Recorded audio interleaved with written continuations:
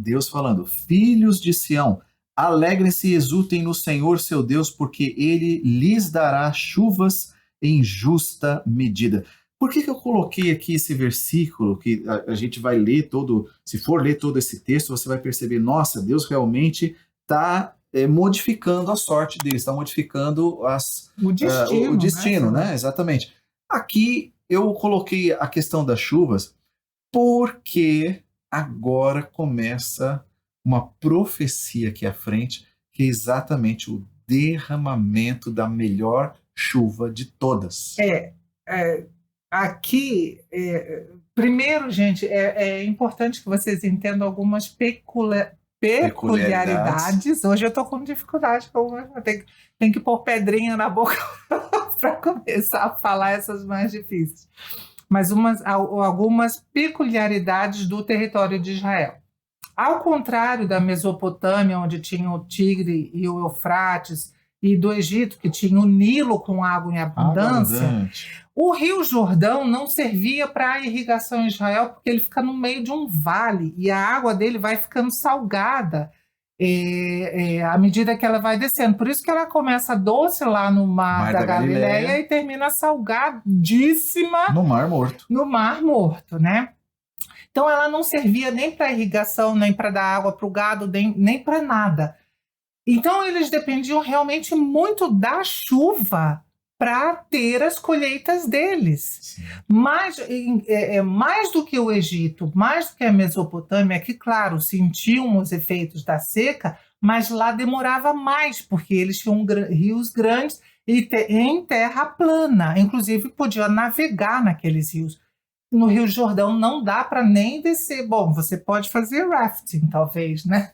Mas descer de barco, você não vê nunca Jesus descendo o Rio Jordão de barco ou qualquer outra pessoa. Não dá, né? Ou seja, é uma necessidade de uma chuva contínua. Exatamente. Né? Não é momentos de chuva.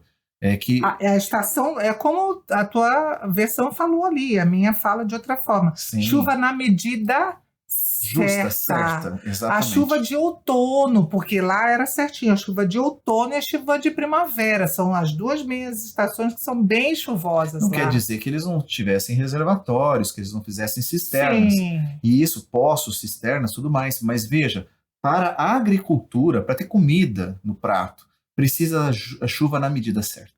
E por isso, sabendo disso, né, que eles precisavam da chuva na medida certa, é que essa ideia da chuva abençoada que o Fábio vai falar agora, né, ela se torna ainda mais significativa. Porque, assim, a gente tem que tentar se pôr no lugar dos... não dá para chamar de judeus, os judeus, tá, do Reino do Sul, vamos chamar, a gente tem que tentar se pôr no lugar desse povo para entender como que essa mensagem chegou para eles. Quando Deus disse, olha, a partir de agora, a chuva da primavera, a chuva do outono vai chegar na medida certa, certinha para vocês.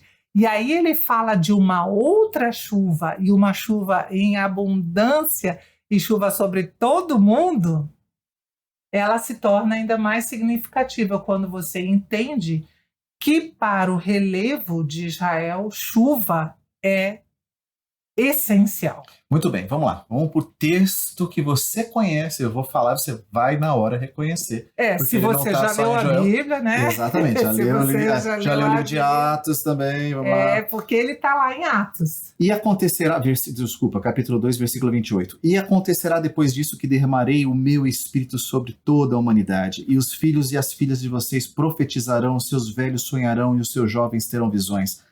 Até sobre os servos e sobre as servas derramarei o meu espírito naqueles dias. Mostrarei prodígio no céu e na terra, sangue, fogo, colunas de fumaça. O sol se transformará em trevas e a lua em sangue, e antes que venha o grande e terrível dia do Senhor. E acontecerá que todo aquele que invocar o nome do Senhor será salvo. Gente, você sabe, né? Pedro citou esse texto na íntegra, ou seja, todo ele lá no dia do Pentecoste. O que é o dia do Pentecoste? O dia do Pentecoste era a celebração da colheita, né? Dos primeiros frutos, né? Então a colheita, acabou de colher os primeiros frutos, Então chegou o tempo de Deus, porque Deus disse que ia derramar chuva sem medida, mas a chuva aqui não é só simplesmente para o povo ter, vamos dizer assim, né, ter o seu alimento, ter vida ressurgindo.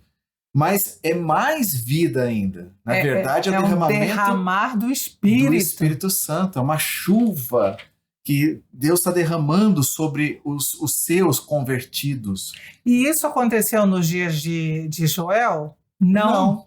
Isso era uma profecia para o futuro que se cumpriu no dia do Pentecoste, né? Então, ou seja, aconteceu no dia do Pentecoste, lá depois da ressurreição de Cristo. Exatamente. Né? Então, era uma festa judaica dos primeiros frutos, mas o primeiro fruto da igreja. Aí nós estamos falando, né? O enxerto aqui, a Israel espiritual. Estamos tratando todos esses assuntos da espiritualidade. Aqui, Deus está derramando bênção para trazer mais resultado. Mais resultado. Que aqueles eram só os primeiros frutos, né? Nós continuamos hoje essa história. Nós somos os frutos e ainda virão, até Jesus voltar, vai ter fruto. Agora é interessante porque nessa passagem que Pedro citou também fala antes que chegue o grande e terrível dia do Senhor. Ou seja, o Espírito seria derramado antes que chegasse o grande e terrível dia do Senhor. Voltamos ao dia do Senhor, né? Isso, e agora é qual? Qual é o dia do Senhor? É justamente a segunda vinda de Jesus. Aqui é bem claro. E quando o apóstolo Pedro cita esse texto, ele citou na íntegra, mas parte dele está acontecendo no futuro. Tá? Então está acontecendo no Pentecoste depois da ascensão de Jesus, mas vai acontecer parte dele quando fala aqui, né? E mostrarei prodígio no céu e na terra, sangue, fogo, coluna de fumaça, sol se transformará em trevas, a lua em sangue, antes que venha. Ou seja, isso já é o prenúncio do dia do Senhor, está começando. Desse dia do Senhor final. Final, julgamento final. Então iniciou o julgamento. E aí agora o julgamento não é mais sobre o povo dele, porque até agora o dia do Senhor estava sendo um dia terrível para o povo dele. Agora começa a ser para as nações que até Deus usou contra o povo dele. Esse dia começa a ser terrível para eles, porque no capítulo 3 fala, versículo 2, reunirei todas as nações no Vale de Josafá. Tu fala Josafá também? Fala. Sabe o que quer dizer Josafá, gente? Era um nome de um